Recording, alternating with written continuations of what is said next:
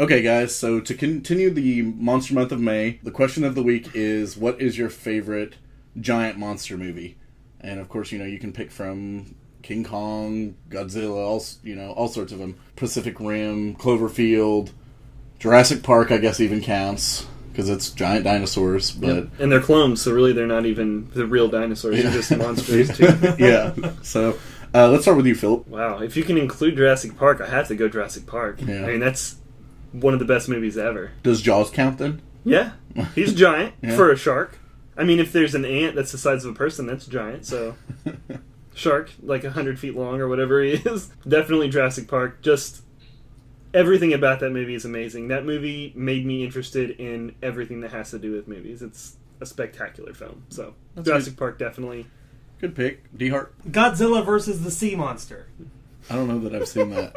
I'm sure Jacob's seen that. It's from like the friendlier type of Godzilla era. He's fighting alongside a giant robot called a Jaguar. You got your movies mixed up. That's Godzilla vs. Megalon. Ah, fuck. Well, that one. God, he knows all about Godzilla. That's a good one, too.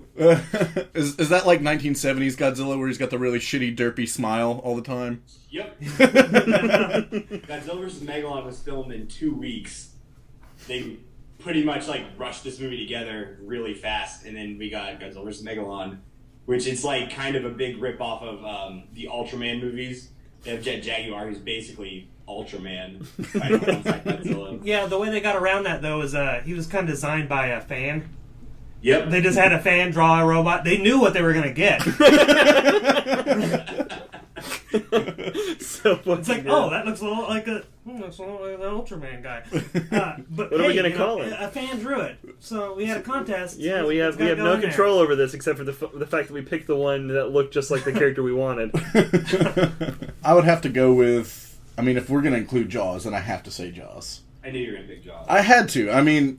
It's one of my favorite movies. It's probably if we're gonna go with movies with the scale of monster of Godzilla, because Godzilla is 100 times bigger than any of the dinosaurs in Jurassic Park. Okay. I'm gonna have to go with Cloverfield in that respect. Really? Because I really, really like Cloverfield. I think I like Super 8 a little more than Cloverfield.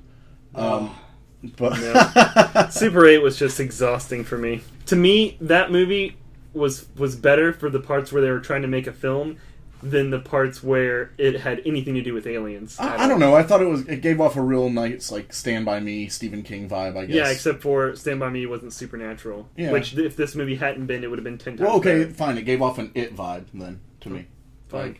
Just a shitty It. Either one, those aren't my favorite. I actually enjoyed Pacific Rim more than both of those movies, but I would still have to go with Jaws. Now, the giant scale, I don't know. Probably the original King Kong. There's not a whole lot of better creature features out there than that, in my opinion. It was super duper good. Jacob, what about you? Well, there's definitely a difference between best and favorite, but it's tough for me. Part of me really wants to say the original Godzilla, the original Japanese cut of the original Godzilla, just because that was such a pioneering movie for giant monster films, and it was such a great metaphor for what was going on in Japan at the time. I just think that it was so creative, so well done, so well made. Everything about that movie, I think, is absolutely perfect. But if I really wanted to stick to what I think is just a lot of fun, there's a series of films that were made by Daiei, the opposite Toho company, called Daimajin. And Daimajin it's really awesome. Have any of you seen Daimajin? Nope. I don't think so. I thought you were going to say it's about this... Gamera, whenever you brought up Daiei. Daiei is who gave us Gamera. Daimajin it's ridiculous. It's about this stone statue that comes to life because it's really pissed off at this warlord in ancient feudal Japan, and he just comes to life and kills everybody and then leaves, and that's it. But it's awesome. He just wipes out this village, kills this warlord, and liberates the people and steps on a bunch of people. There's nothing cooler about a giant stone statue walking around killing people. I like the sound of it. Awesome. In that case, I'm going to change my answer because I just now thought of it. Harryhausen's Clash of the Titans. Oh, yes. That's a great movie. That's a good pick. Yeah, that is a good pick. That one, the fucking Kraken in that is so badass. God, it was fucking awesome. So, with that being said, welcome to Motion Picture Meltdown. I'm one of your hosts, Stephen the Roast Rosenberg. Phil the Kill Collins. And Dehart. And all the way from Muncie, Indiana, we have our special guest and Godzilla expert, Jacob Steele. hello, I'm excited to be here and talk more about Godzilla. Because that's fun. As you've already heard, he knows literally everything about Godzilla. And even shit that's just slightly reminiscent of Godzilla. He knows that shit too. So, we are talking about Godzilla, obviously, and kind of the original, but also maybe touch up on the American remake with the random Raymond Burr shots they throw in there, as well as the original 1933 King Kong, maybe some of the 1976 King Kong as well, and the shitbag from the 60s that is Godzilla vs. King Kong. Which is just so bad. It's so fucking bad, Jacob. It's so bad. I can't, okay, yes, but yes. It's bad. I should have watched a Japanese version because I know it had to have been better than the Americanized. Like, 95 minutes of the movie is just about the UN. Like, who gives a fuck? Entirely different film. Yeah. Entirely different movie. Yeah. All the American scenes in that movie are so ridiculous, but we can get into that later. They're so boring and just terrible. Let's start with the original Godzilla. And now, was that 1956 or was that 55? 54. Oh, 54. So, no, we're wrong. It originally came out in Japan in 1954. Right. And this was kind of Japan's answer to all of America's ridiculous sci-fi shit in the 50s. That was all translation for, we're going to get invaded. And Japan just kind of threw their version of what America was doing at this time correctly, you know. The way this movie kind of really got started, producer Tomoyuki Tanaka, he was trying to put together this, I think it was like a samurai sort of war movie, and he had this huge budget that he was sitting on, and something fell through at the last minute. And they're like, well, what are we going to do? We've got all this money to make a movie, and he was flying back to Japan from some trip he was on, and looking out the window over the ocean, and just like got this idea of like kind of a sea monster like concept, and he got really inspired by a lot of the American films from, like you said, the 40s and 50s about monsters in general, and they wanted to do something really big scale, kind of like, King Kong style. Like, he was thinking like a claymation sort of giant monster, and it just kind of morphed into what we got now. In coming off of like a lot of the disasters that had happened in Japan at the time, really inspired like the direction that the film took, and it was a big metaphor for like nuclear warfare and the dangers of meddling into things that we aren't supposed to. So yeah, that's where it kind of really began. And by disasters, you just mean us dropping a fucking atom bomb. Yeah, killing a lot of people. Killing a shitload of people.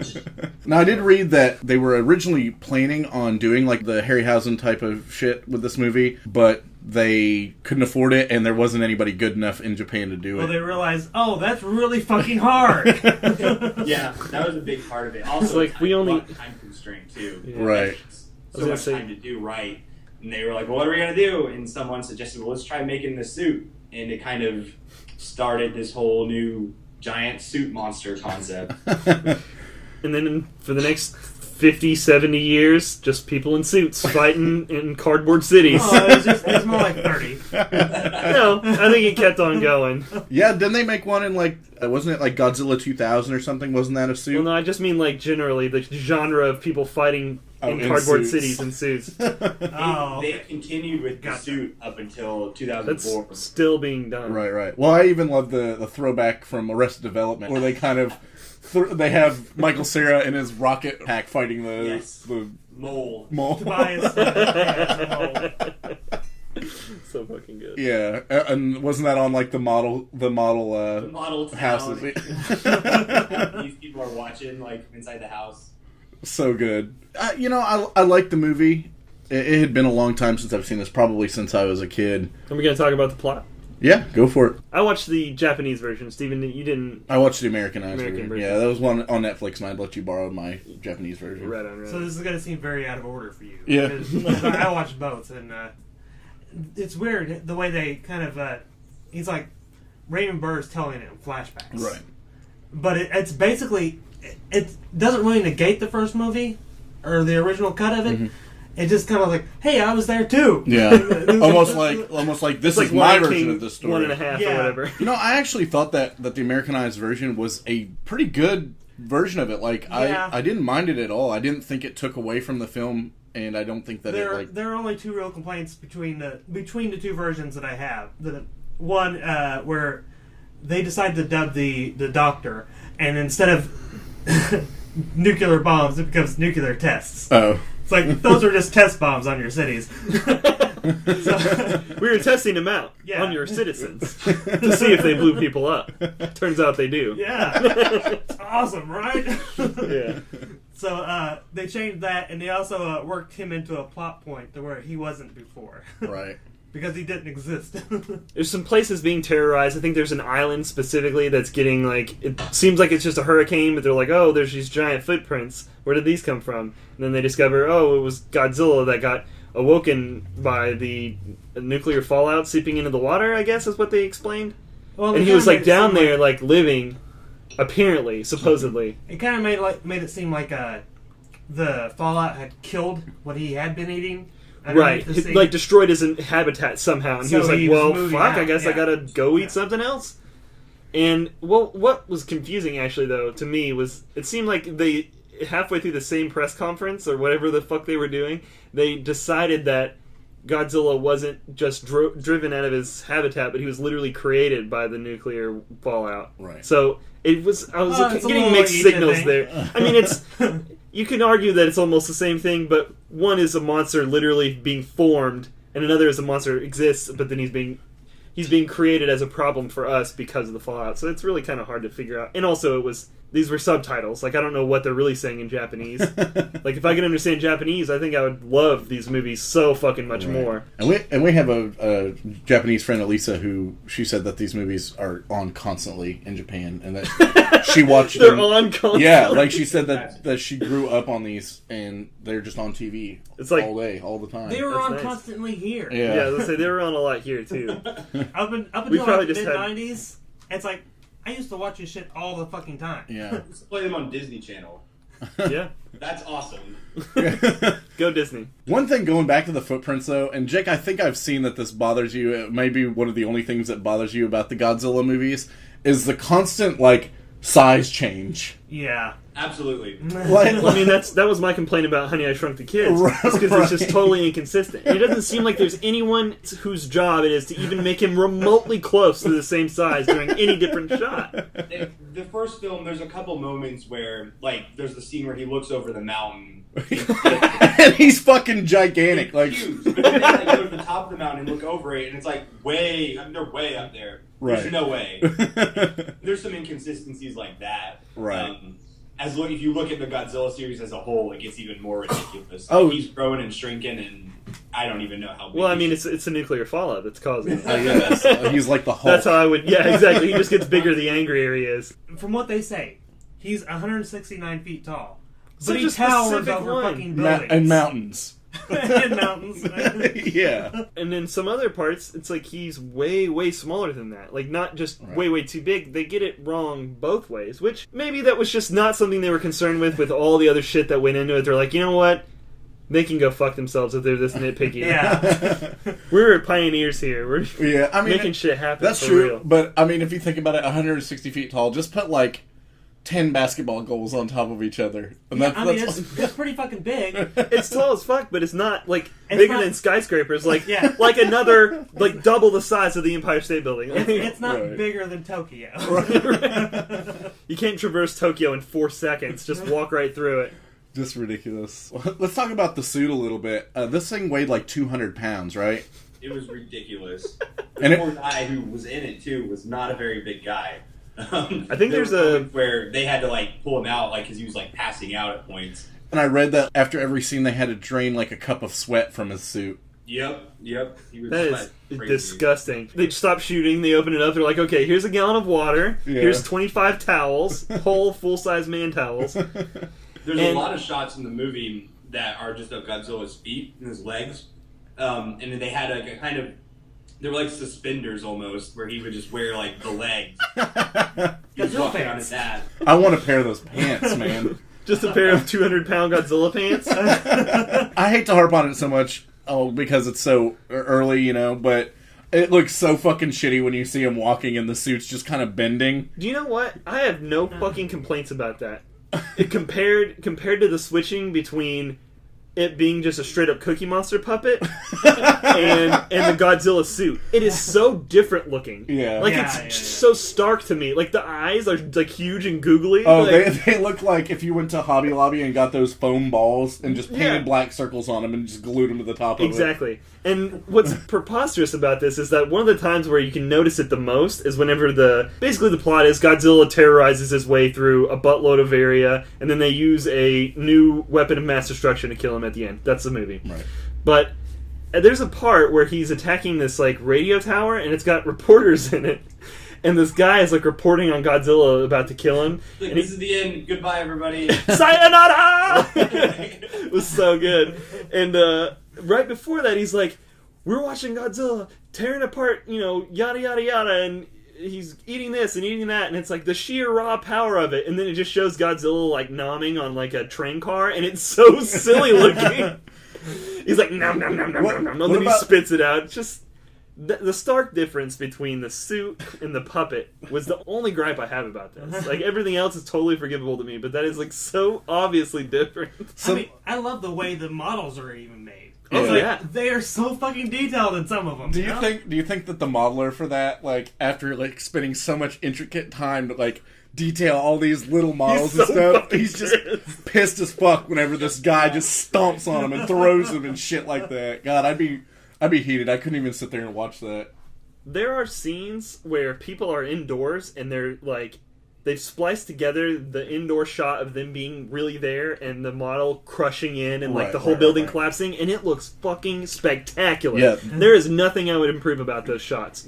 Some of them are so damn good that they really couldn't be done better. On the island when he first shows up and you don't actually see him. Mm-hmm. Yeah, there's that scene, and then there's a couple other scenes just very similar to that later on in the movie that were so fucking believable looking. Yeah. Like, I'm like, those people are being crushed by a building. That's what's happening right before my eyes. That shit, like, even stems back to the 30s. Like, you see it, let's see it in King Kong, too. Right. It's just excellent model making to the point where there's no way to distinguish between what it would really look like and these models being crushed. That's what I'm saying. Like, it even looks flawless at some points now. Imagine what it looked like to people back in fucking the 1950s who are seeing this for the first time, don't have any of these new special effects and things like that. Absolutely. And then they go to the theater and see this. Now, I believe this is the one where people in Japan were in the theater whenever Godzilla smashes the theater, and they thought that was really happening, and they ran outside to look and make sure that their theater wasn't being that's smashed. So silly. Obviously, but that's just I love those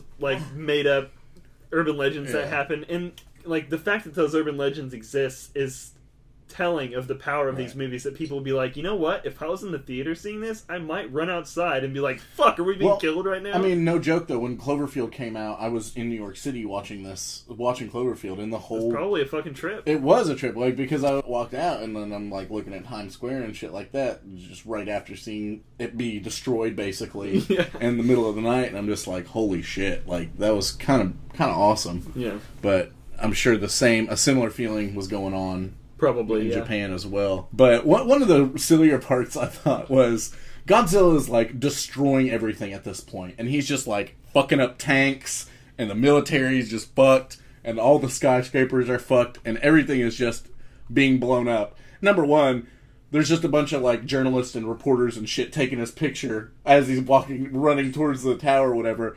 But it's not until he takes out that fucking tower that, in the Americanized version, Raymond Burr's just like, that's it. Tokyo's fucked. I would have loved it if he actually used that exact phrase.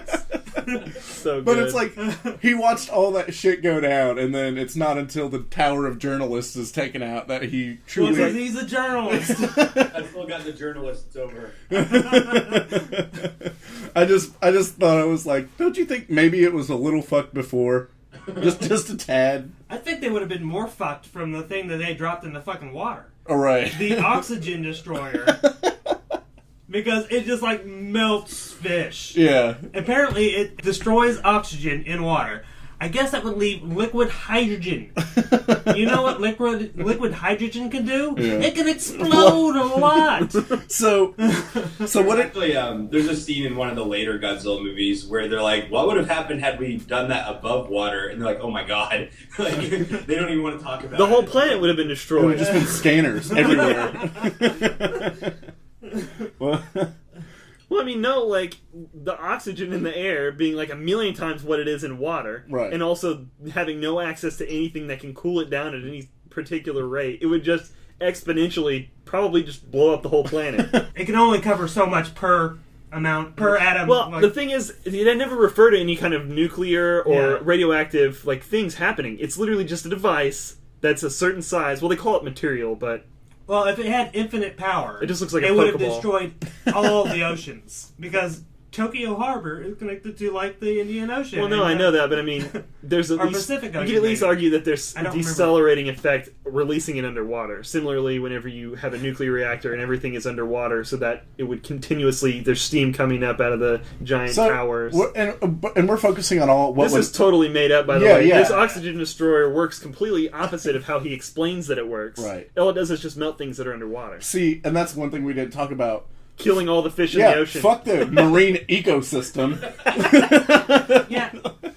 People in Japan don't eat fish. Yeah, They're not going to be bothered by it. That's not the number one. Godzilla fucking- 2. We all starved to death. Yeah, that would have killed at least as many people as Godzilla. If not way ridiculous more. And it's illogical. But I have to go back to my Godzilla roots and defend it. Because they were aiming for, like, the concept and idea is they have this weapon, this other mass destructive weapon, to fight what was created by mass destruction and, like, another weapon of mass destruction. The dilemma that the humans are facing at the end of the movie are, can we use, or should we use this destructive force to destroy another destructive force that we've already created? And it doesn't Using really a come third out. destructive force. Yeah. You know, I do kind of fault the writers a bit because they didn't really flesh that out like they intended. But they were trying, to get into that dilemma there, like, well, what's going to happen? What would happen if we use this, Sadly, the movie stops right after they use it, so the implications of what happened aren't really explored very much. Which Wait. would have been the whole reason why the guy was so reluctant to use it to begin with. Like, he was Yeah. like, we should never use this. This is a terrible weapon. I really, He's like, no, don't use it. For the love of God. I really liked that before he agreed to do it, he destroyed all his research, and he would rather kill himself than allow it to happen Well, again. Right. Eh? I guess he's just trying to send a message to Albert Einstein and everyone else that helped to make all the You know what? Fuck you. most popular weapons of destruction. It's like, yeah, you see? I came down here and snuggled with my weapon of mass destruction while it went off for the only time that it ever will because I destroyed all the research. Hey, Oppenheimer, take a hint. Yeah. And let's not kid ourselves. Like, to help Jake defend it a little bit, even monster movies now, it's hard to write a fucking good monster movie. Like, it's It's hard. nearly impossible. Yeah, it's hard to have a plot that is worth a shit or writing that is worth a shit. So for this you're trying to satisfy way too many audiences there. Like, if the plot makes sense and the science makes sense and like all of the like details of the dialogue and everything is really like intellectual and cerebral, It's going to be then the boring. monster part of the movie is going to suck and nobody is going to like it. Everyone's Right. gonna, well, Godzilla was in it, I think. If I you're, fell asleep throughout the first 30 minutes. if you're writing a movie to please Neil deGrasse Tyson, you're going to have a shit movie. Yeah. Because if all the science checks out, you know what? It's just going to be, oh, well, this happens all the time. Yeah, I should have We're just gonna perfectly watched this good- on fucking Animal Planet. Yeah, exactly. I think as a viewer, you have to be willing to, like, to just kind of accept that it's gonna be wrong scientifically in a lot Right. of ways. Yeah, You have I to mean- suspend your belief, and just kind of accept it, or else you're gonna hate the movies in general. Especially... That's why, I love most of the Godzilla movies, even though they're ridiculously stupid. Like, most of them are horrible, and they don't make any sense, but I love them. You just kind of have to go into it with that mindset. Well, it's a nostalgia, and it's just something that you fucking like. Yeah, absolutely. I mean, there's a lot of movies. I mean, Well, I mean, it there's kind of no- goes back to why Philip likes the first two Transfers movies. Yeah. Like, Oh, God. those movies are fucking That shitty. has nothing to do with nostalgia, though. It just had to do with they hit all the points perfectly on accident, I'm pretty sure. But it was still amazing for me to watch. Just so terrible and just great. One thing I wanted to talk about, sort of expanding on, or sort of, I guess, laterally, expanding on what you guys were saying. The overtones of the plot being about, nuclear weapons and why we shouldn't use them and other weapons of mass destruction and why we shouldn't use those. And the fact that the first, actually all of the dialogue that happens almost is pretty much just saying, remember those nuclear weapons that were dropped on us? Yeah, that sucked.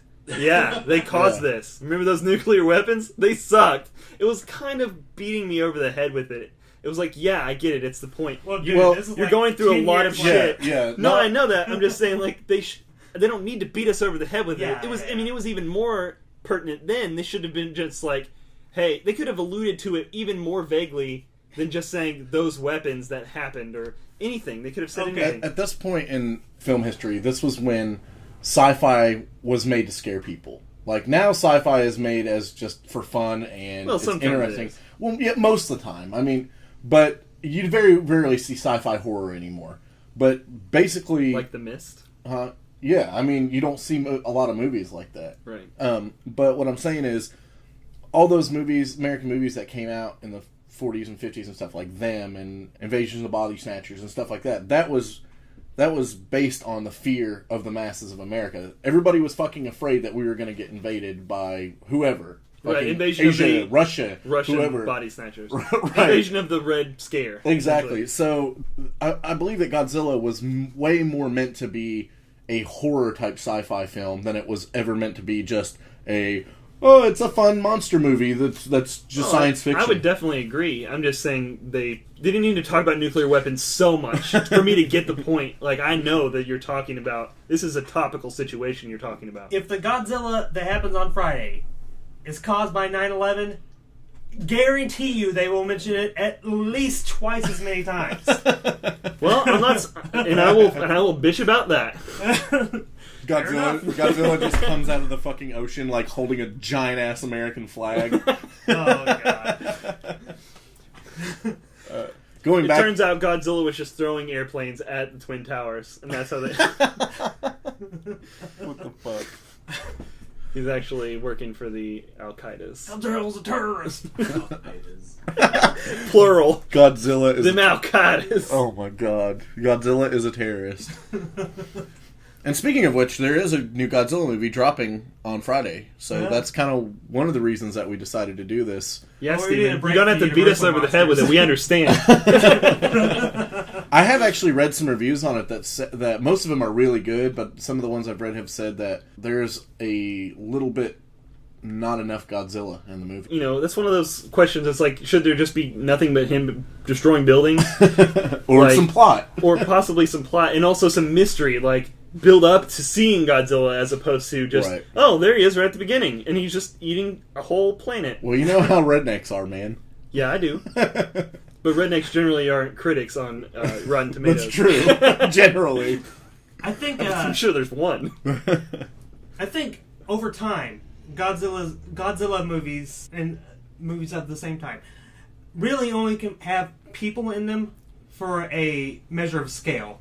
But that's so that scale is fucked up. Like, eventually, it's like, how do the monsters affect the people? And eventually, it's just the monsters. And here's a reference point. Right. And with It's a like, person. You want to know how big this monster is? Well, here's a little person standing next to his foot. Right. It's pretty goddamn as much big. It's real big. Watch him destroy some more shit. As much as I fucking hate the 98 Godzilla, like, I feel like that's the size ratio that they were going for in the original film. You mean which one that they would have had if they didn't have 10 different ones? Right. Like, no, I mean, I feel like that was the size that they imagined. Like, Okay. that's the size that they imagined. Well, yeah, I mean, it seems like about the right height. 149 feet, is that what you said? Something like that. 64. Jacob, do you know how big the one in the Matthew Broderick Godzilla was?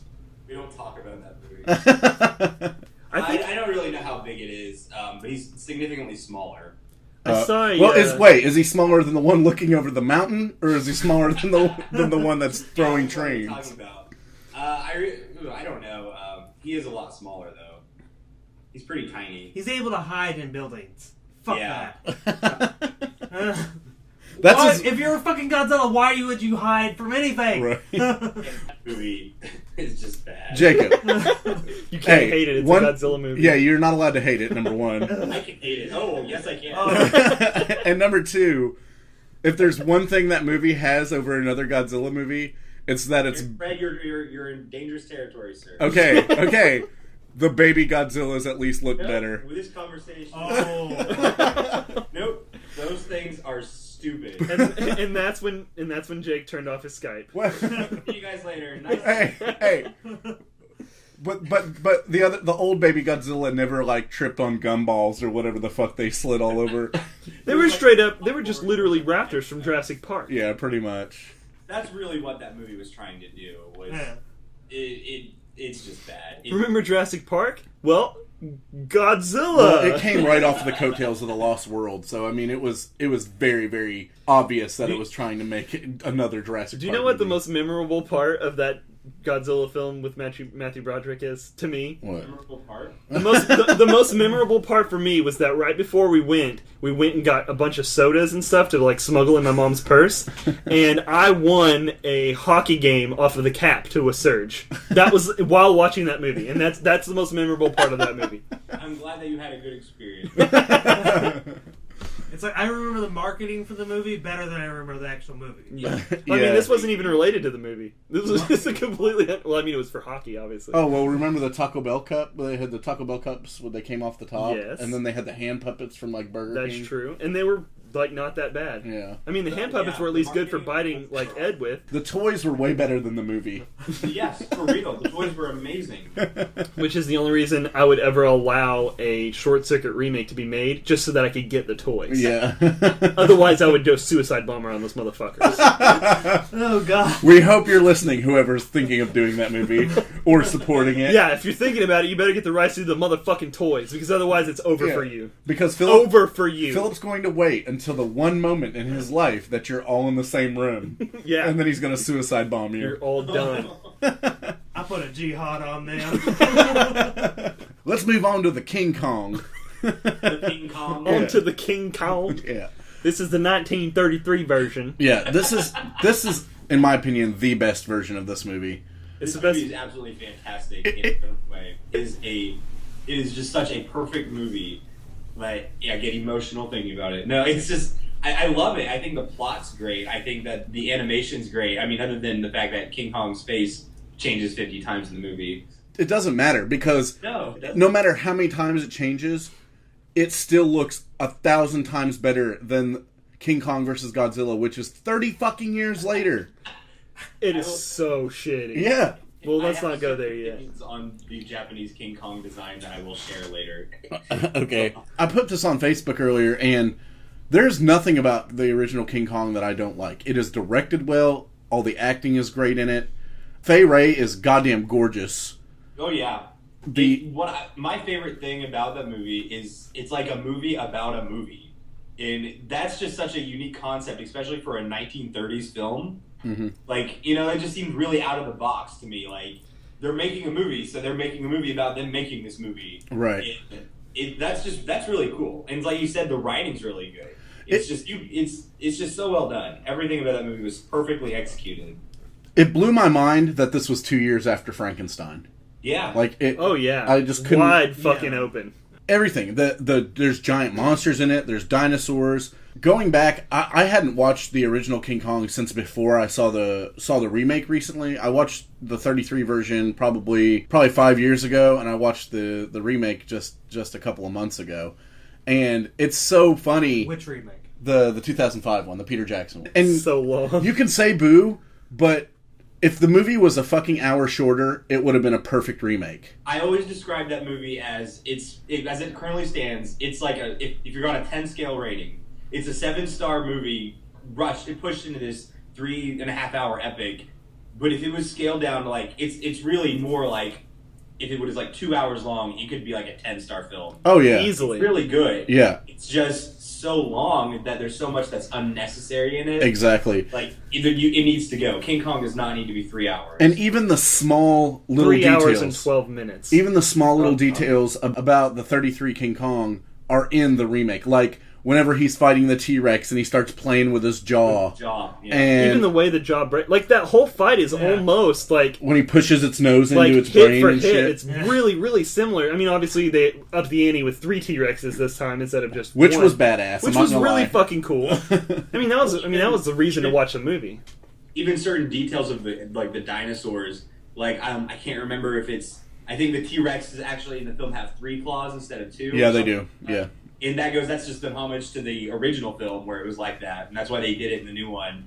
And I thought a lot of that was really cool. Well, because in 33 they didn't know shit about dinosaurs. Yeah. They thought they all walked like kangaroos, and that's why the T-Rex in that walks like a fucking kangaroo. It's really silly looking, but at the same time, they obviously had no theory of what the fucking T-Rex would even walk like at all. And not only that, but there was the pterodactyl fight. Now, I don't think in the remake they had the giant like squid arm coming out of the water and strangling King Kong like they did in the old one, but they still had those creatures coming out of the water and killing all the guys. Now the log scene when all the characters are on the log over the cliff and he's just like shaking it, beautiful scene. Number one. God damn it was funny when those mannequins were hitting the ground. That was the best thing of my whole life. I just couldn't stop laughing, and I was like, how many more can there possibly be? And they just kept... And they would show each and every one of them fall. It's like, we spent money on these fucking mannequins. We're tossing them off this cliff. I don't give a fuck what you say. And it's all going in the film. And guess what? They all went in, and the movie was still only, what, like an hour and 20 minutes long? Hour and 40 minutes, yeah. But hour and 40 minutes... It's half the length of the remake and still has pretty much everything that the remake has. That's what I'm saying. Except for added in Jack Black. Right. Well, that's what I'm saying. If they would have just taken the remake and made it just as long as the original, it could have been perfect. It could have been 2 hours. That would have been fine with me. If 3 hours, 3 hours and 15 fucking minutes. This isn't Lord of the Rings. The first hour is entirely unnecessary. Yeah. Part of me enjoys it. Like, I love a lot of the scenes with Naomi Watts' character, and it's kind of fun, but it's like, this doesn't need to be in here. Like, you could take it out and it wouldn't affect the movie in any way. The only thing that I actually would have liked a little more in the beginning of the 1933 King Kong, just because it's literally just this, and it's probably a perfect representation of how it would have went in 1933. But he just walks up. I can't remember the guy's name, the protagonist. He just walks up to this girl. And he grabs her by her arm and just goes, "Hey, taxi!" And then just pulls her off. It's like, "Hey, taxi, I got this girl here I need to kidnap. Come on." I think it was Bruce Cabot. Speaking of the actors, Fay Wray, her tits are popping out at like all moments in this movie. Once again, ahead of its time by a wide margin. Right. Well, no, they're totally accidental too. Like they're swimming around. Oh no, tits, not accidental. No. And then I was just they have King Kong peeling her outfit off like a banana. Which was awesome. I was just like, I bet Fay Wray gets naked in all her movies. So, of course, being a perverted guy, I looked it up. And yeah, pretty much like all of our other movies just stark naked in. Good. I'm going to go download those movies after this podcast. Okay, just a couple more things. I wanted to write down shit I didn't like, but even though this movie was essentially perfect to me, there was a lot of really non-political correctness. Like the guy saying that women are just a bother just because they exist. Let me see what the exact line was. I wrote it down. Women just can't help but being a bother. What a fucking asshole thing to say. It's like, yeah, you're going to fall in love with me, baby. Fuck you. Always the 1930s New York accent. That was the 1930s in New York. I know. And the fucking Asian guy, the unspecified Asian guy that could only say everything that was an R, he said with an L, and everything that was an L, he said with an R. Of course. It's Blackfist, he said at one point. Blackfist. And I was just like, fucking Blackfist? Are you shitting me right now? Yeah. But of course, I wouldn't expect nothing less from 1930. Like, obviously, right? That's not how the accent even is supposed to work anyway. Yeah. It's like. The reason that right. the R is substituted with a L with an L sound is because they don't. I mean the opposite way. Right, the other L way is around. Substituted with R's because they don't have an L sound in their language. Yeah, they right. don't. Which they can say L, obviously. They can make any sound they want. They just don't generally when they're talking. Right. They didn't grow up saying it, so yeah. So that's what's so funny about it is that it's. I don't even think it was an Asian guy playing him. I think it was they just dressed him up to look like quasi-Asian and then just... When have they ever done that? That's never happened. I know that you're being sarcastic right now. I'm not saying that it's a big deal. I'm just saying it was so... Christopher Lee is I'm just saying that's... Man shoes. Yeah, exactly. Right. I'm just saying that's one of the things that dates this movie super hard in a sea of things that make it perfect for any time. Yeah. Like, other than those two things, like the extreme sexism and the Asian guy being extremely not Asian. Other than those two things, like, you could have made this movie at any time and it would be fucking brilliant still. It holds up 100%. And that's another thing is the claymation of King Kong.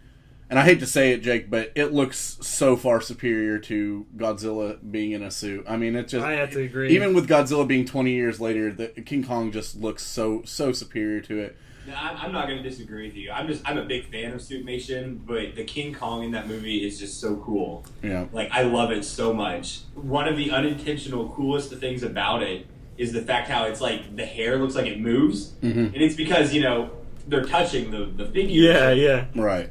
But the way it like plays out when you watch it, like it's like it's blowing. Yeah, I always thought that was so cool. It looks very lifelike. They need to do that, but I love it. Yeah. And even though like the face looks different every time you see it, I still think it's just awesome. Like I wouldn't change a thing about that movie. When he's up on the top of the building after they capture him and bring him back to New York, when he's up on top of the building swatting planes, and I didn't talk about this when we were talking about Godzilla, and I'm pretty sure it was the first one. I watched Godzilla and Godzilla vs. King Kong back to back, so I may get the two mixed up. But there was a scene, I think, in the first Godzilla when Godzilla was just straight karate chopping fucking planes out of the air. Like, I love that scene because they're shooting at him like all these like sparkler missiles, and they look so bad. They don't hit him once. Yeah. Time. But he was like straight it's like kung it's like fuing 20 minutes of those sparklers flying past him, and it's like, can they not hit it not once? Look how big he is. They have apparently an unlimited supply of these because every 2 seconds a plane fires off 4 of them. Yeah. And they never, ever, ever hit him. I mean, obviously because they're just firing fireworks and they don't want to set their $3 million suit on fire. But it's just silly that it never once lands. I just love the way it looked though when he was just straight judo chopping the planes and stuff. And that's kind of how I felt when King Kong was swiping at him and stuff, but it looked way fucking better, obviously. And then, of course, you had the famous line at the end where he's just like, "'Twas beauty that killed the beast." No, it was fucking machine guns. Yeah. You stupid fuck. It's like I watched the '76 version of King Kong, right, produced by Dino De Laurentiis. Right. That one's got Jeff Bridges in it, right? Yeah, I really like it. It's got Jeff Bridges as basically the dude.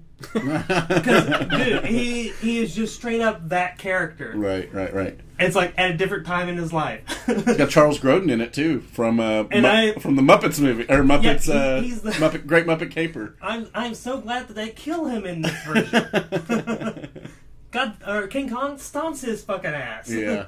Okay, I have a couple lines that I just wanted to share that I thought were super silly, but I loved them, and obviously I wouldn't change the script, but it's just really funny. This is from 33 or 76? This is from 33. Okay. And he says, "Say, I guess I love you." The fucking guy, like, so macho, can't possibly talk about his feelings. He's like, "Say, I guess I love you," or something. I don't know why he's mafia now, but the Asian guy, when he found the necklace on the on the ship, and that was like signifying to him that the tribesmen or whatever had been on board the ship, he said, "Me find seashell necklace, crazy black man been on board."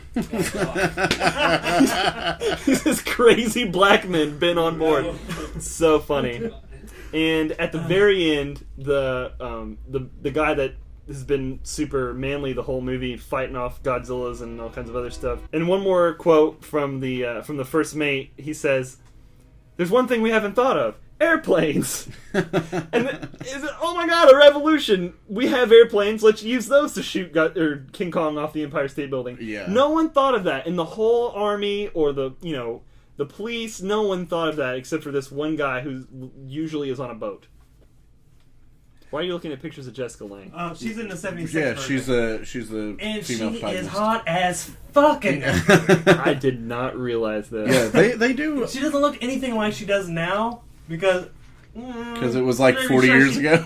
She's had some serious face altercation. Right.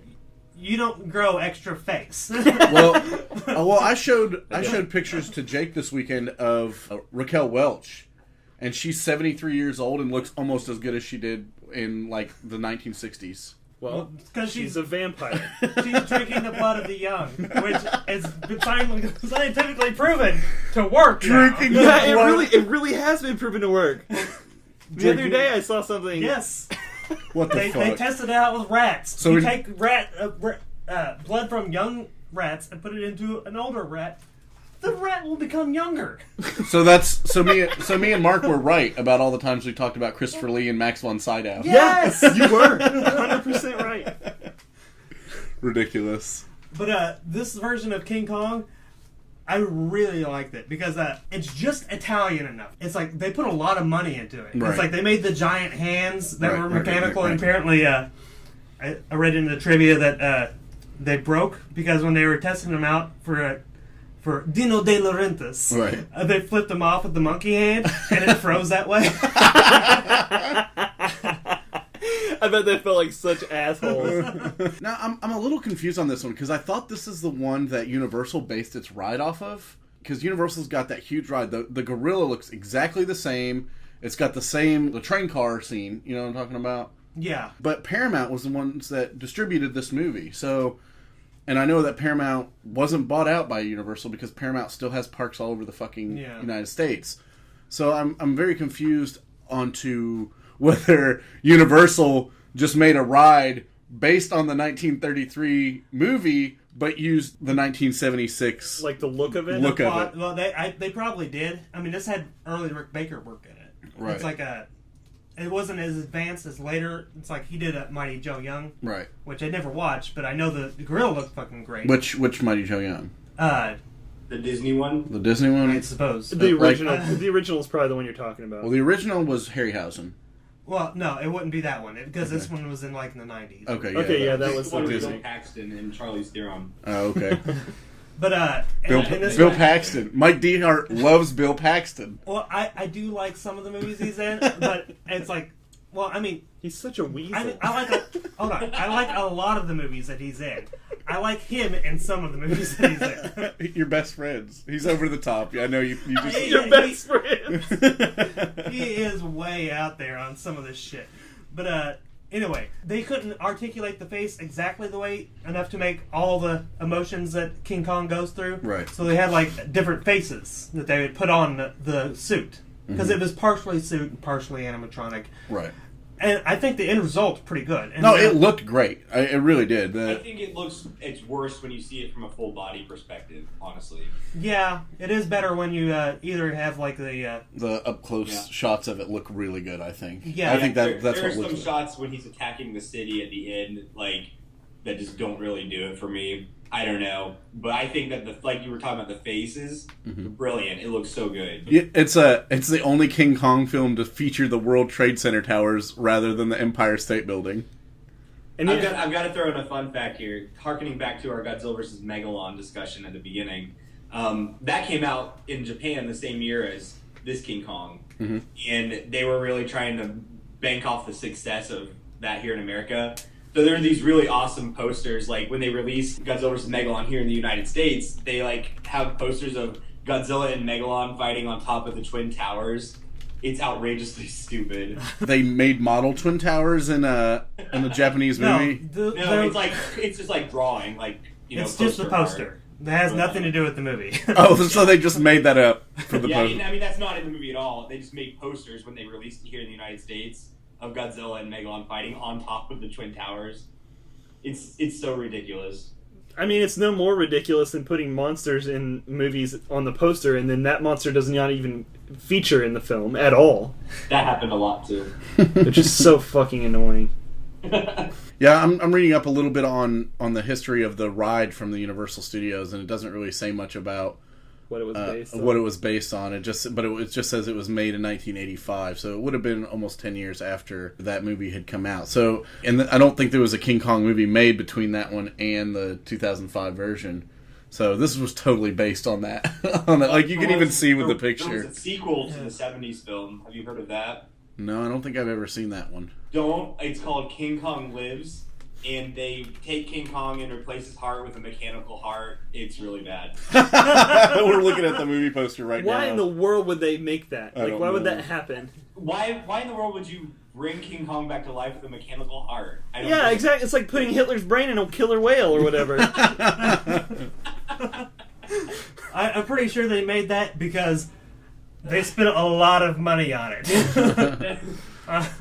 Now, it's a really bad movie. Do not watch it. I watched this movie the other day. It was a 1961 like knockoff of King Kong called Conga. Have you ever seen that? Oh man, I love Kong. Like, it's not bad. It really isn't that bad. So fun. Except for that's a total fucking ripoff. Oh yeah, for sure, 100% ripoff. It's not that bad. Well, yeah, I mean, if you take something that already works and is already good, and then you copy it exactly, you're gonna get something that's not pretty darn good. Yeah.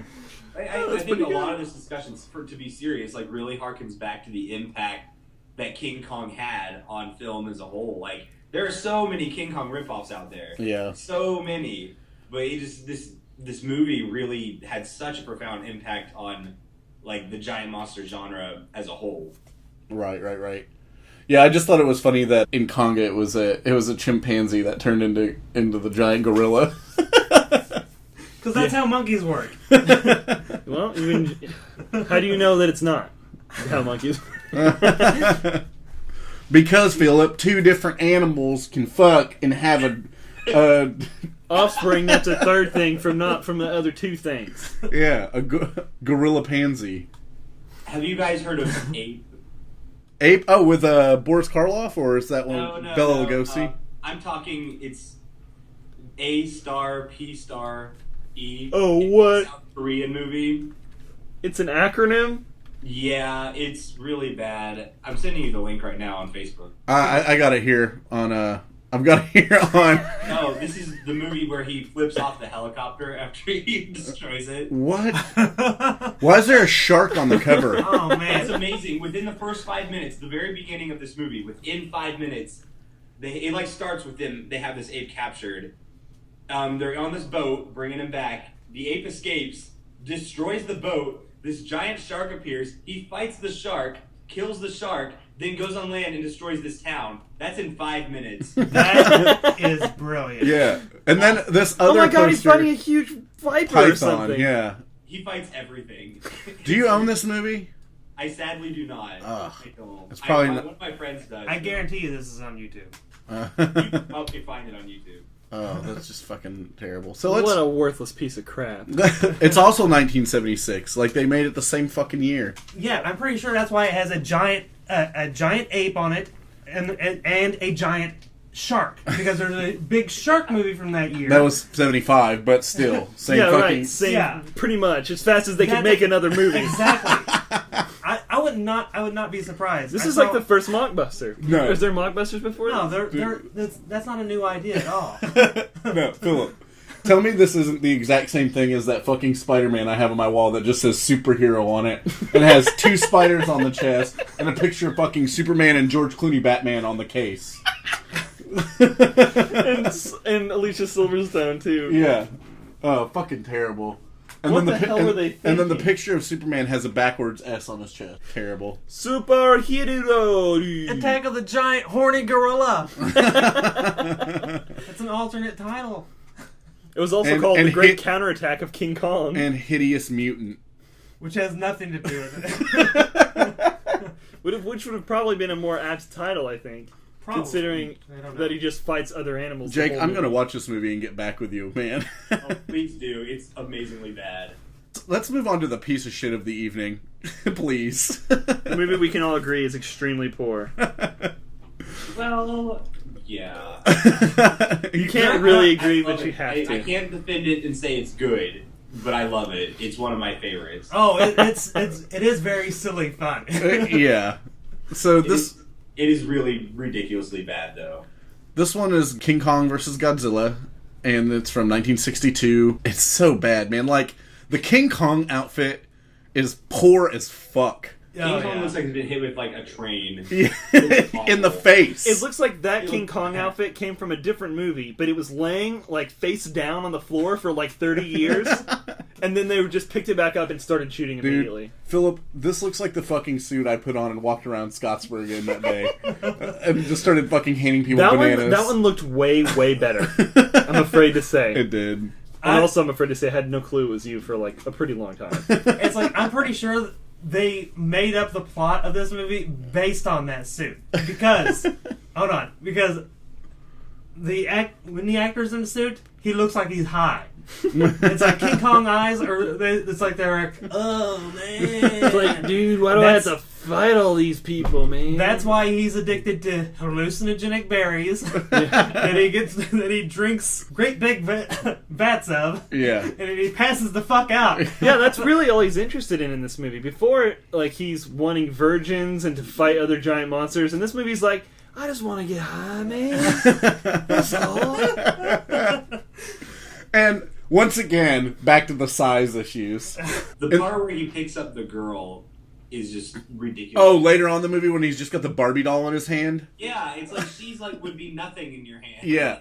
Especially because you see the size difference of him and the tribes people on the islands. Yeah. And he's just massive. Like 100 of them take up the size of his head. Mm-hmm. And then later in the movie, that fucking scientist or paleontologist fucking holds up a gorilla skull. He's all the sciences combined. And he says, King Kong's skull is 10 times the size of this gorilla's skull. 10 times?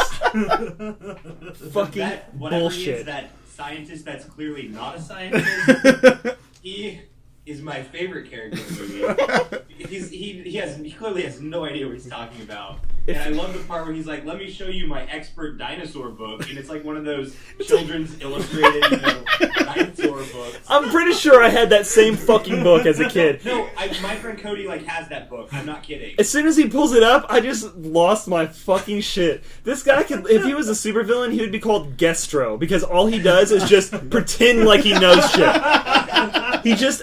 and he obviously looks like he's making it up whenever he gets asked questions. He like looks off in the distance. He's like, I think, yeah, it's 10 times bigger than this skull. Yeah, 10 sounds like about enough. Of a peanut. Yeah, he said Godzilla's brain was a marble. That's what he fucking said. He's awful. I hate it. And then he said, hold on. He's a fucking paleontologist, and he said that Godzilla was a T-Rex mixed with a Stegosaurus. Yeah, because that just happens once again. Once again, you can just mix together two species. That can easily happen. I don't know if you guys know this about dinosaurs or about pit bulls and gorillas. Yeah. Or it's like, okay, Dr. Gestro, so why the fuck does he breathe fire and live underwater? He's a mix between two other animals that have those qualities. No, I do think those scenes aren't in the Japanese version, and if you ever do have the opportunity to watch that version, you should. It is a lot better. Still not that great of a film, but it's a lot better. And it's much more serious. The tone's very different. A lot of the character development of the movie is kind of taken out for those strange scenes with the Americans that are pointless.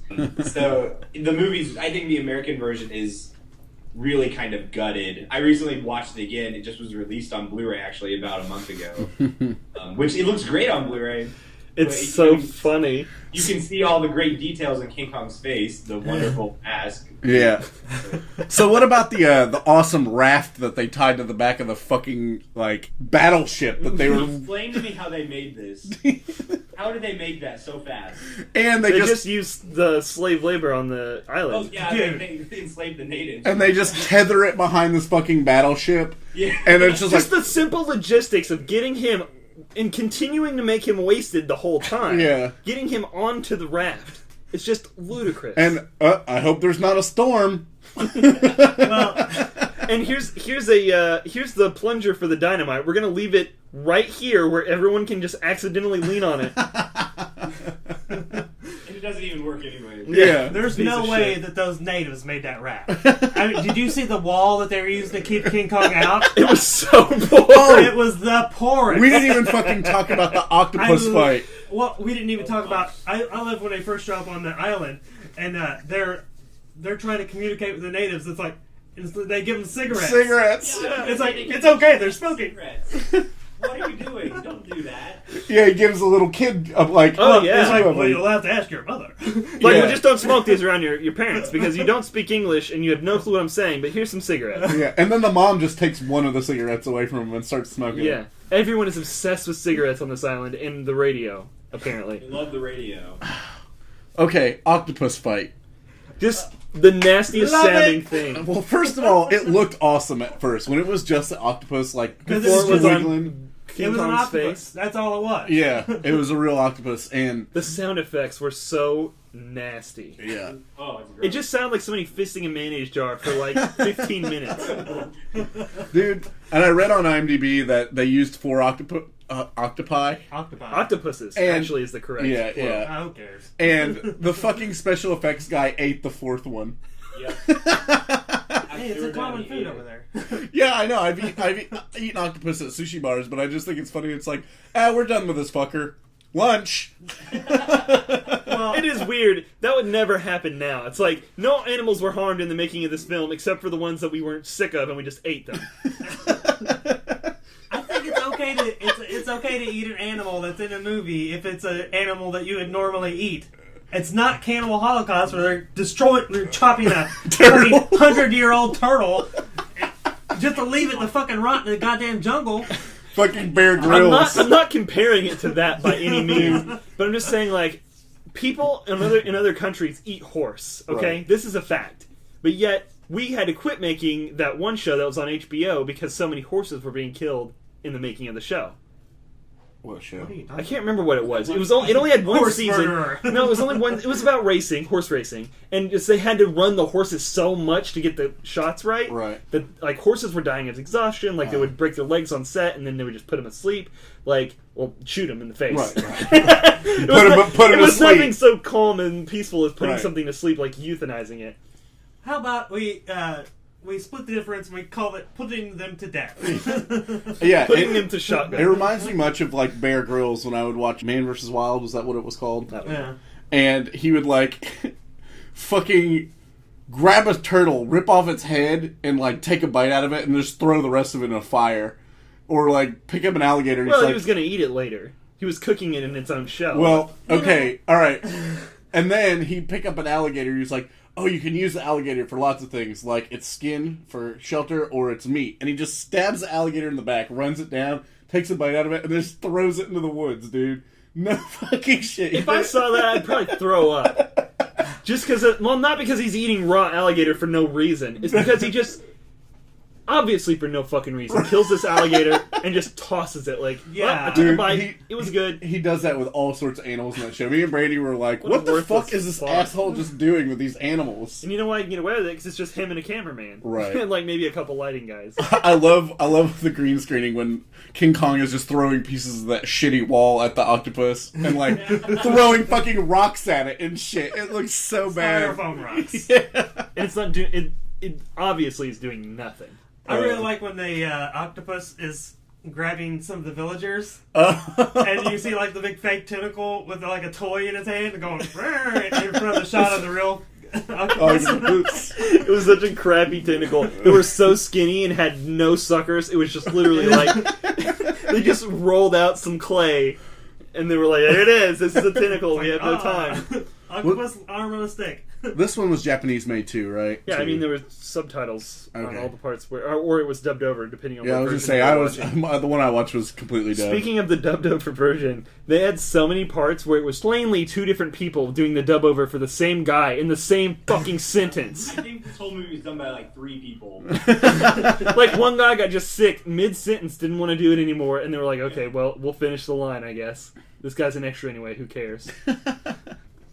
Yeah, it was bad, man. This movie could have been a Mel Brooks movie, the American version, Oh yeah. easily, and really the Japanese version too, because the plot of the movie is quite literally a pharmaceutical company, speaking specifically of this one guy who's just an asshole and just has no idea what he's talking about, wants to do a publicity stunt involving King Kong to make money. Get me a monster. This is literally King Kong 2, The Search for More Money.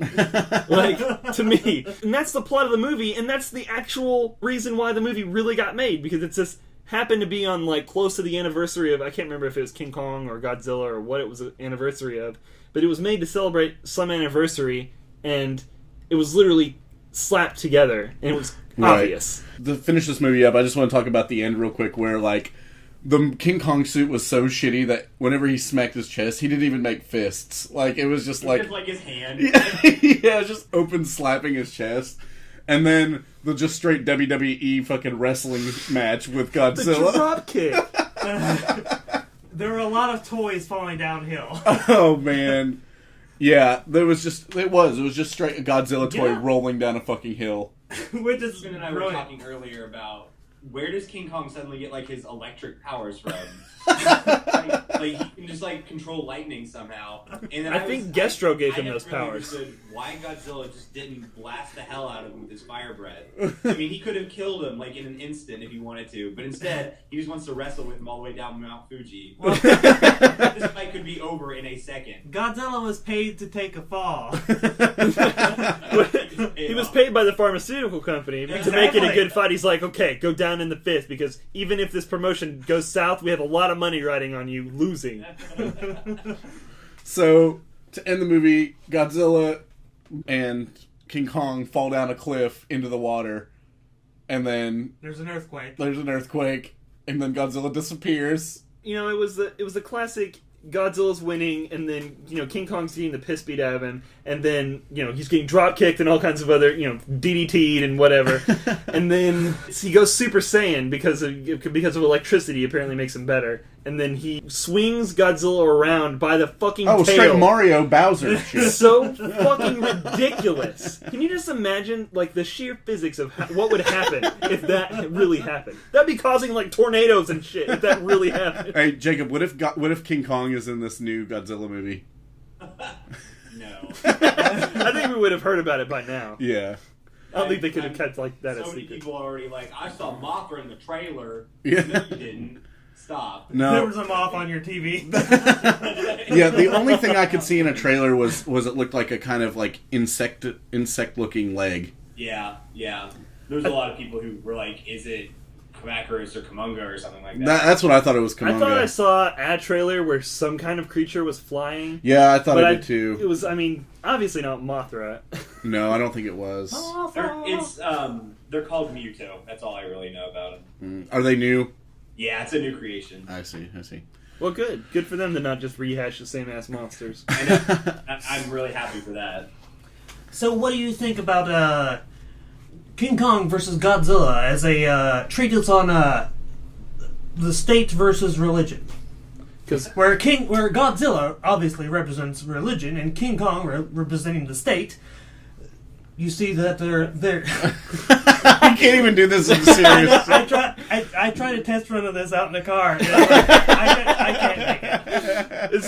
It's too obviously, and somebody as It's Dehart like, said, if I were writing it out, I could make it believable. some dumbass would believe it. Yes. Yeah. All right. I might think that you were serious, but I would know obviously that was fully bullshit. Before we get to our plugs, Jacob, I got 2 quick questions to ask you for our audiences. Okay. Audiences, because Yeah. there's so many out there. we have millions of audiences. The first one is, what is the most expensive Godzilla thing that you've purchased? That I purchased? Yeah. Oh dear. I have an original copy of an American poster for Godzilla vs. the Smog Monster. And it's awesome, by the way. I love the Smog Monster. Like, he's so Smog shitty Monster's looking. Awesome. The smog monster, he brings pollution wherever he goes.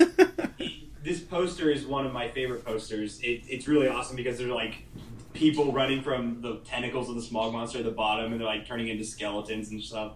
But I spent close to $200 on that. Shit. I rarely admit that, but at the same time, I'm not ashamed. How much would you pay for the Godzilla skeleton prop from the 1933 or not King or Godzilla? It was Yeah. where I he would gets give melted. everything in my life. I live on the street 154. as long as I could have that. You'd be fucking Steve Martin from The Jerk, and you'd just be like, as long as I got this Godzilla skeleton and this lamp and this Godzilla versus the Smog Monster poster, I'll be okay. Yeah, I'd actually read that the claymation King Kong from the 1933 movie just got sold in like 2010 or something for $200,000. What? Wow. Yeah. That's They crazy. still had. What do you mean the clay? Like they had a clay puppet? model? The model, it was all disintegrating and shit like that. Well, yeah. Yeah, and but Unless they fired it. they sold it at an auction for $200,000. which seems kind of reasonable for something like considering that. that's probably going to turn to dust in the person's lifetime. Right. Yeah. And then my second question is, do you have any giant monster movies to suggest to the audience to watch? I guess it can be Godzilla, or it can be not Godzilla, something obscure that you know about that maybe not a lot of people know about, to kind of throw out there. The two that I'm thinking of, there is a movie called The Host. Oh yeah, that's on Netflix. Really Yes. like The Host. Right. I love The Host because it's kind of more of like a throwback to some of the old monster movies. It makes fun of itself during it, which is a lot of fun. Mm-hmm. And it's kind of like teases at some of the ridiculousness of a lot of the old monster movies, but at the same time, it like really shows some true appreciation for like the genre itself. So I recommend that for anybody who's really interested in giant monster movies. But if you're really looking for a great Japanese giant monster film, you should really check out the 90s Gamera films, the 3 they did in the 90s. They're directed by Shusei Kaneko, who's a magnificent director. And unlike the original Gamera movies, these actually have plot to them. So, and I mean, really high budget, cool special effects. It's a dream, like, for any monster fan. Plus, the star of them is Steven Seagal's daughter, who's actually half Japanese, which is just kind of a fun fact. But yeah, it's a random fun fact, but they're great movies. If you haven't seen them, I really recommend you go watch them. I think actually those are in like $5 bins and stuff for all 3 of them at like Walmart. Yeah, you can get them on Blu-ray for really cheap. Gamera is friend to all children. Yeah, well, there you go. Another fun fact. Okay, well, we're going to wrap this up with some plugs. If you want to find us on Twitter, you can follow us at MPM Podcast. You can find us on Facebook as well as on Unitedcypher.com, where you can stream all of our episodes for free and download them. You can download all of our episodes for free on iTunes. Just subscribe to Motion Picture Meltdown. You can find us on YouTube as well as Tumblr. Check out some of the podcasts that we listen to. Nerdonomy, which do Nerds on Film as well as Nerds on History. Return of the Living Podcast. Talks over games, not talks with the games. Unitedcypher Presents. Girls with Issues. And Many more. many more. Check out Empire Comics as well as FiveFingerTees.com. I bet they have a Godzilla shirt up there. If they don't, they should be fully ashamed of themselves. If they don't, it's because of legal reasons. I don't think that ever stopped them. Yeah. They just have to not say specifically that it's Godzilla, and they'll be okay. So we do have a little bit of listener feedback here. 2 new reviews on iTunes. The first one is from Fuel Nev, and I looked up his profile, and his Joel Mangel, I believe that's how you pronounce his last name. He sent us a lot of stuff on Twitter before. Did it say in his profile if he was from here? Or? No, I think Mark might know him. God, I hope so. I hope there's not somebody out there, because this review is pretty mean. And he said... It's 5 stars, though, which is confusing. Yeah, he gave us a 5-star review, and he said, "There are times in my life when I am filled with sorrow, a deep midnight of the human soul, as it were, a place where the light is nothing more than a whisper of a ghost suspended on dust. Then the latest episode of Motion Picture Meltdown comes out, and I realize my life is not that bad. In fact, it is so much better than Phil the Kill Collins' life. So I go out and be awesome, unlike Phil, who is not awesome, ever, at any time." Like, this was on April 23rd. I wonder what the fuck I said. Like, I'm really interested to know, like, what would cause someone to hate me this much, or if it was just somebody that Mark knows trolling the fuck out of me, because they did give us a 5-star rating. It's Yeah. like, So obviously thanks for the 5-star rating. Thanks for the 5-star rating. I'm sorry that I'm terrible and that my life sucks, I guess. I mean, I like my life pretty okay, but that's cool. Charlize Theron. Yeah. That's what I say instead of to each their own. Just Charlize Theron. Good. Well, then we got another one from I believe it's Texas, but it's TX Rock Chalk Rachel. Ah, nice. Everyone loves a good roast. Motion Picture Meltdown is I believe this was supposed to be laugh out loud thrill ride over any movie you can think of in the world. And I mean, no movie is safe. They focus on a tremendous amount on the horror genre, which is fantastic because I am too chicken at times to watch that genre. Love the opening and the plugs for other podcasts. Keep up the great work. Awesome. Well, thank you, Rachel. Thank you. Sounds like someone who's had their podcast plugged. Yeah. Yeah. Maybe. Or they checked out another podcast. Oh, yeah, that could be. Yeah, and somebody else that likes us plugged us, and then... Not everyone's as cynical as I am. And then we have one more from Twitter that I want to share. We had quite a few from Twitter, but the one I wanted to share was from R.C. Klein, who is apparently an independent actor who acted in a movie called Zombie Apocalyptica. And he wants us to review his shitty movie. Those are his words. We haven't seen this movie. No judging in front of the movie. Yeah, he is followed by Emilio Estevez. So that's actually the connection Yeah, that's connection that our two Twitters had was I follow Emilio Estevez and Emilio Estevez follows this guy. So this guy may have gotten like one of the Estevez tags that we did whenever we did the Mighty Ducks or Maximum Overdrive. Oh, I was just talking about the Maximum Overdrive episode the other day. So I love it so much. Maybe that's how he found us, but he likes the show a lot and he wants us to roast his movie. And I told him that if he wanted to, he could be on the show if he could take the heat. Yeah. So as long as you can deal with us making fun of you and your movie, then you're welcome to be on the show. And hey, I'm not anyone to say he shouldn't, be making shitty movies. Shitty movies are like my favorite thing ever. Yeah. So, with that being said, get in contact with us, Ray. And thank you, Rachel. And thank you, Joel. Even though you hate me. It's cool. Jacob, thanks for being on the show, man. Yeah, thanks for letting me do this. This is a lot of fun. Yeah, we'll have you on some other time. Yeah, we'd like to get you on another time. I'm sure that we will definitely do lots of other giant monster movies. So, well, he knows about more than just giant monster movies. He has quite an opinion of The Walking Dead, if I'm correct. I love The Walking Dead. Yeah, you'd love this. No, I can't discuss this. Okay, so I'm one of your hosts, Stephen the Roast Rosenberg. Phil the Kill Collins. And Dehart. And we will see you next time. I'm King Kong, beat my fist in chest. I don't feel the pressure, show the world the best. I endure the pain, let the gorillas out, ignore the change. Now all my dealers out, thou have forsaken me. Finally back making heat, cooking like a bakery. Now there ain't no breaking me down. Where my ancestors wish that they could see me now. I'm the best, no question, ain't no testing me.